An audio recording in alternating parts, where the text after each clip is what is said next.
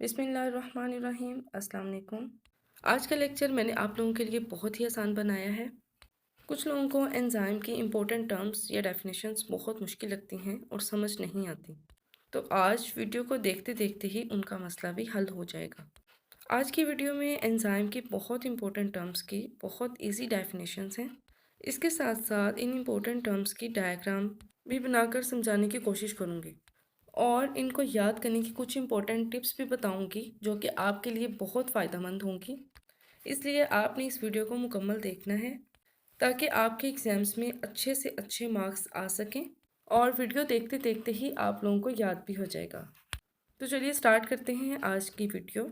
सबसे पहले हम एंजाइम की प्रॉपर डेफिनेशन देखते हैं। Enzymes are proteins that catalyse या speed up biochemical reactions and are not change during reactions. Enzyme की एग्जांपल में अक्सर मोटर की तरह देती हूँ, जैसे पानी वाली मोटर हो। जब हम मोटर को ऑन करते हैं तो हमें पानी मिल जाता है और हमारी ज़रूरत पूरी हो जाती है।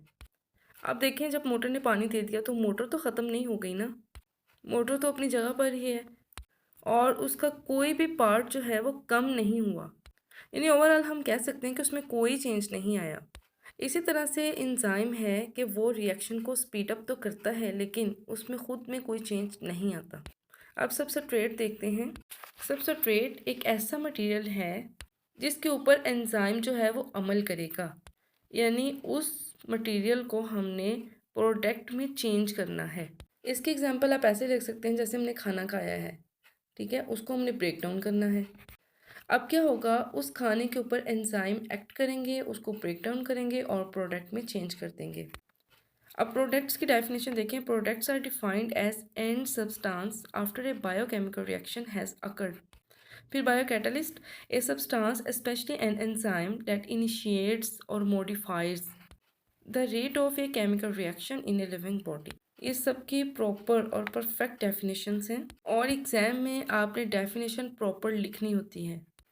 अब मेटाबॉलिज्म क्या है? मेटाबॉलिज्म एक केमिकल रिएक्शन है जो कि हमारी बॉडी में हो रहा होता है और फूड को ये एनर्जी में कन्वर्ट कर देता है। अब ये दो तरह से फूड को एनर्जी में कन्वर्ट करता है, एनाबॉलिज्म एंड कैटाबॉलिज्म के थ्रू। अब यहाँ पर कैटाबॉलिज्म को याद करने के लिए आपको एक टिप बताती हूँ।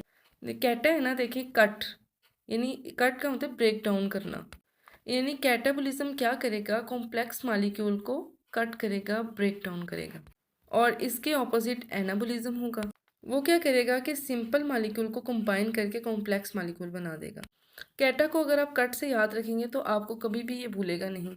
इस तरह के छोटे छोटे हिंट्स जो हैं वो आप खुद से बना लिया करें कि ये वर्ड को अगर मैं ऐसे कहूँ तो मुझे याद रहेगा।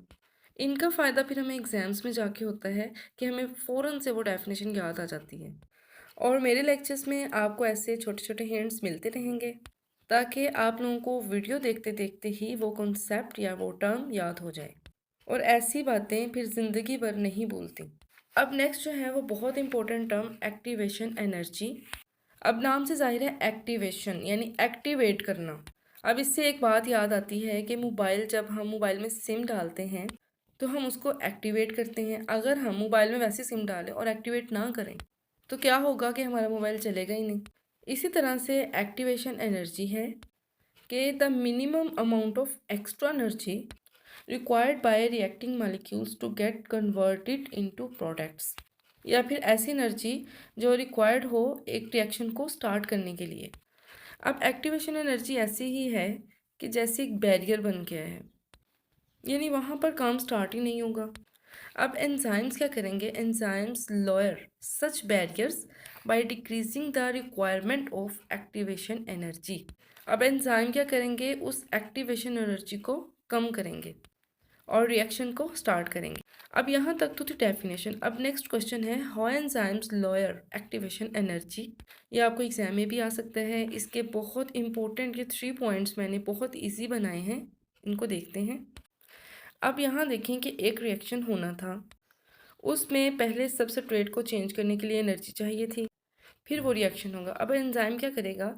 एंजाइम उस सबस्ट्रेट की शेप को चेंज कर देगा ताकि एनर्जी जो है वो कम हो जाए।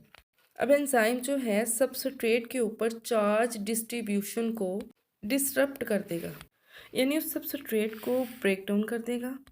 जब वो ब्रेक डाउन कर देगा और पीसीस में कन्वर्ट कर देगा तो क्या होगा कि bringing substrates in the correct orientation to react. Substrate जो है वो करेक्ट ओरिएंटेशन में आ जाएंगे। अब क्या किया, ये सारा काम एंजाइम ने किया है ताकि रिएक्शन स्पीड अप हो जाए, और अगर एंजाइम ना होता तो ये सारा काम आहिस्ता आहिस्ता होता रहता और एक्टिवेशन एनर्जी जो है वो ज़्यादा यूज़ होती। अब ब्रीफली मैं आपको बताती हूँ कि इसने ओवरऑल जो है ना उसकी शेप चेंज करनी है सबस्ट्रेट की, जो रिएक्शन के लिए चाहिए। इसके लिए सबसे पहले तो वो सबस्ट्रेट में चार्ज डिस्ट्रीब्यूशन को ब्रेक डाउन करेगा और सबस्ट्रेट की ओरिएंटेशन जो है उसको करेक्ट कर देगा। अब एक्टिवेशन एनर्जी की बहुत इजी डायग्राम बनाते हैं। अब एग्जाम्स में अक्सर लोगों के पास स्केल वगैरह नहीं होता, तो वहाँ पर आपने कोई भी पेंसिल जो है वो अपनी यूज़ कर लेनी है। एक्स एक्सिस में हमने प्रोग्रेस ऑफ रिएक्शन को लेना है और वाई एक्सिस में फ्री एनर्जी। अब पहले बिल्कुल एक सेंटर में लाइन लगानी है। अब जो ऊपर वाला पार्ट है ना, देखिए मैंने वो सेंटर में नहीं लगाई लाइन, जो डॉटेड लाइन है। अब यहाँ पर इस तरह से हम कर्व बनाएंगे। अब ये जो हमारे पास लॉन्ग कर्व है ना, यानी बड़े वाला, ये एंजाइम के बगैर है। देखें कितनी एनर्जी यूज़ हुई है। अब ये जो सेकंड वाला मैं ड्रा कर रही हूँ, इसमें हमने एंजाइम यूज़ किया है और देखें इसकी एक्टिवेशन एनर्जी कम हो गई है। इस डायग्राम में देखें सबस्ट्रेट से प्रोडक्ट बन रहा है और नीचे हमने लिखते हैं कि enzyme lowers the activation energy. अब नीचे तो डेफिनेशन है, intracellular enzyme and extracellular enzyme. Intra में enzymes found inside the cell membrane, for example enzymes of glycolysis working in the cytoplasm. और सेकंड टर्म है extracellular enzyme, an enzyme that is secreted by a cell and functions outside that cell. For example, pepsin enzyme working in the stomach cavity. अब next है properties of enzyme. इनमें हमारे पास कुछ terms हैं जिनकी आगे मैं डायग्राम बनाऊंगी। अभी यहाँ पर हम इनकी सिर्फ डेफिनेशन सीखेंगे। अब ये बहुत इंपॉर्टेंट क्वेश्चन है, ये पेपर में लाजमी आता है। अब इसमें देखें कि almost all enzymes are proteins, और हम जानते हैं कि प्रोटीन किससे मिलकर बनती है, वो अमाइनो एसिड से।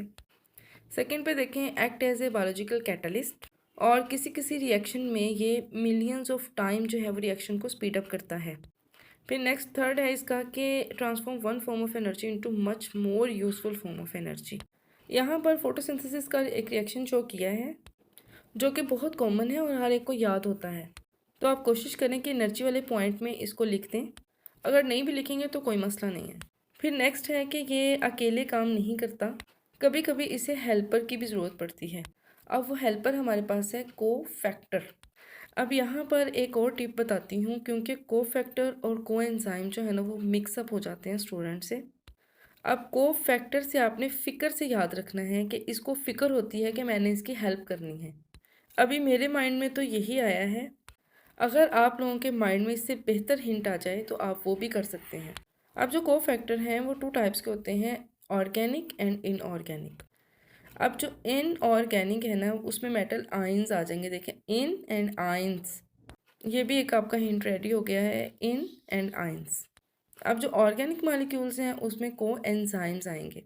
इट्स मीन कि को फैक्टर यानी फिक्र करने वाले में ही आगे उसकी टर्म में को एंजाइम आएगा। अब जो ऑर्गेनिक मॉलिक्यूल है ना यानी को एंजाइम, वो मॉलिक्यूल के साथ दो तरह से बॉन्ड बनाता है, या तो वीकली या स्ट्रॉन्गली। अगर तो वो बहुत टाइटली बाउंड करेगा को एंजाइम्स तो हम उसको कहेंगे प्रोस्थेटिक ग्रुप। अब ग्रुप है, देखें ग्रुप में टाइटली बाउंड होकर ही रहना पड़ता है तभी वो ग्रुप रहता है। तो ये भी आपका एक हिंट हो गया। देखें मैंने कहा था ना आपको वीडियो देखते देखते ही सारा याद हो जाएगा। ये थी इसकी इम्पोर्टेंट टर्म्स। अब नेक्स्ट और प्रॉपर्टीज़ देखते हैं। अब यहाँ पर मैंने कोशिश की है कि एक लाइन की ही एक प्रॉपर्टी हो ताकि आप लोगों को याद करने में आसानी हो। अब देखिए जिस तरह enzyme have a specific shape, और फिर है रिक्वायर्ड इन माइन्यूट अमाउंट। फिर नेक्स्ट है पार्टिकुलर इन देयर एक्शंस, यानी ख़ास होते हैं, हर एक का एक ख़ास काम है। फिर है कि enzymes are affected by temperature and pH. अब नेक्स्ट है जो इनकी एक्टिव साइट होती है ना, एक्टिव का मतलब आपको पता ही है, एक्टिव होना। अब यानी वो साइट जहाँ पर सबस्ट्रेट आके अटैच होगा। अब उसमें हमारे पास 3 to 12 अमाइनो एसिड्स होंगे, ये भी एक एमसीक्यू है, आपको आना चाहिए। अब एंजाइम काम तो कर रहा है, अब इसको रोकने के लिए इनहिबिटर्स चाहिए, इनहिबिटर्स इनहिबिट एंजाइम। अब नेक्स्ट है some enzymes require coenzymes form energy substrate complex. ये इंशाल्लाह आगे मैकेनिज़्म वाले लेक्चर में आपको बताऊंगी कि किस तरह से ये कॉम्प्लेक्स बनाता है। अब देखिए कुछ रिवर्सिबल रिएक्शन भी करते हैं और एंजाइम जो है रिसाइकल्ड भी हो जाता है और दोबारा दोबारा यूज़ भी होता है, रीयूज्ड भी होता है। और ये बहुत इंपॉर्टेंट पॉइंट कि एंजाइम जो होते हैं हमेशा सबस्ट्रेट से लार्जर होते हैं। अब देखिए enzymes are both intracellular and extracellular catalyst. अब एक और इम्पोर्टेंट टर्म है मेटाबॉलिक पाथवेज। पाथवे का हमें पता है कि एक रास्ता, इसमें यह है कि जब बहुत सारे एंजाइम एक स्पेसिफिक ऑर्डर में मिलकर काम करते हैं तो एक पाथवे बनाते हैं जिसे मेटाबॉलिक पाथवे बोलते हैं। उसमें यह होता है कि एक एंजाइम जब रिएक्शन करता है तो वो एक प्रोडक्ट बनाता है। अब वो प्रोडक्ट जो है वो नेक्स्ट एंजाइम के लिए सबस्ट्रेट का काम करता है। इसी तरह से product is passed on to the next enzyme, यानी पहले एंजाइम की प्रोडक्ट अगला आने वाला जो एंजाइम है ना उसके लिए वो सबस्ट्रेट का काम करती है। इसकी भी मैंने डायग्राम बनाने की कोशिश की है। अब इसमें देखें ये स्टार्टिंग मॉलिक्यूल है। अभी हमने एक पॉइंट पढ़ा था कि एंजाइम जो है वो लार्जर होगा सबस्ट्रेट से। अब देखें एंजाइम कितना बड़ा है, सबस्ट्रेट आएगा उसके पास। तो देखें नेक्स्ट जब वो कॉम्प्लेक्स बनाएगा तो हम कह देंगे कि एंजाइम 1 है। अब इसने आगे ये प्रोडक्ट बनाई है लेकिन अब हम इसे सबस्ट्रेट कह रहे हैं क्योंकि नेक्स्ट एंजाइम के पास इसने जाना है। ऐसे आपने एक पाथवे ड्रा कर लेना है जिसमें सबस्ट्रेट की देखें डायग्राम जो है वो डिफरेंट है। सबसे पहले स्टार्टिंग मॉलिक्यूल, फिर एंजाइम 1, एंजाइम 2 एंड एंजाइम 3 और लास्ट में हमने लिख देना है कि एंड प्रोडक्ट। अब ये जो सबस्ट्रेट है इसको फर्स्ट इंटरमीडिएट सबस्ट्रेट कहेंगे।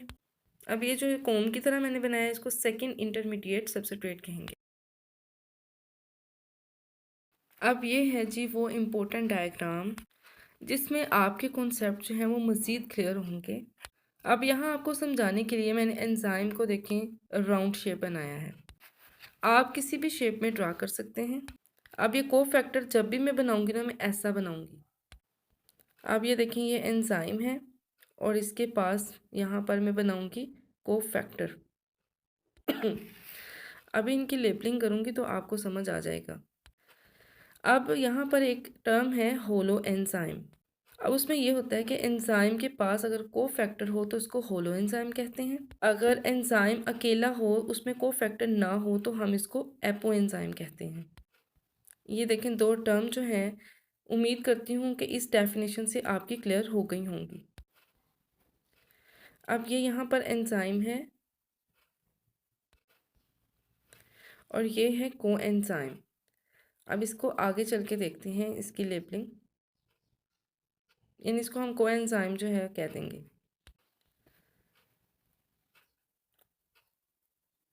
अब यहाँ पर कोफैक्टर की मज़ीद क्लासिफिकेशन देखते हैं।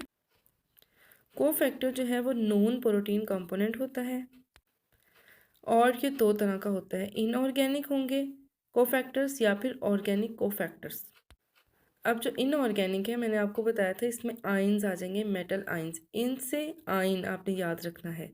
अब सपोज यहाँ पर मैं लिखती हूँ जिंक आयन, आप कोई भी मेंशन कर सकते हैं। और कार्बोनिक एनहाइड्रेस जो है ना वो भी इनऑर्गेनिक कोफैक्टर की एग्जांपल है। एग्जांपल आपने लाजमी मेंशन करनी होती है, आप लोगों के लिए भी आसानी होती है और जो आपका पेपर चेक करेगा उसके लिए भी आसानी होगी। अब ऑर्गेनिक जो कोफैक्टर हैं वो दो तरह से अटैच होते हैं, tightly bound and loosely bound. अगर तो कोफैक्टर जो है वो टाइटली बाउंड होगा तो हम इसको प्रोस्थेटिक ग्रुप कह देंगे। इसका हिंट पहले मैं आपको बता चुकी हूँ। अब अगर वो लूजली अटैच होगा तो हम कह देंगे कि को एंजाइम है। देखिए यहाँ पर इसे बना रही हूँ कि इस तरह शो कराया जैसे लूजली अटैच है इसके साथ। अब इसकी एग्जांपल भी लिखूँगी, आप लोग देख लें। उम्मीद करती हूँ कि आप लोगों को ये लेक्चर जो है वो बहुत इजी लगा होगा। इसमें मैंने कोशिश की है कि आपका हर पॉइंट, हर टॉपिक जो है वो क्लियर हो, आपके कॉन्सेप्ट्स क्लियर हों और कोई भी डायग्राम ड्रा करने में आप लोगों के लिए आसानी हो। अगर वीडियो अच्छी लगे तो उसको लाइक और शेयर ज़रूर करें। अगर कोई इस चैनल पे न्यू है तो आप सब लोगों से रिक्वेस्ट है कि इसको सब्सक्राइब ज़रूर करें। अल्लाह हाफिज़।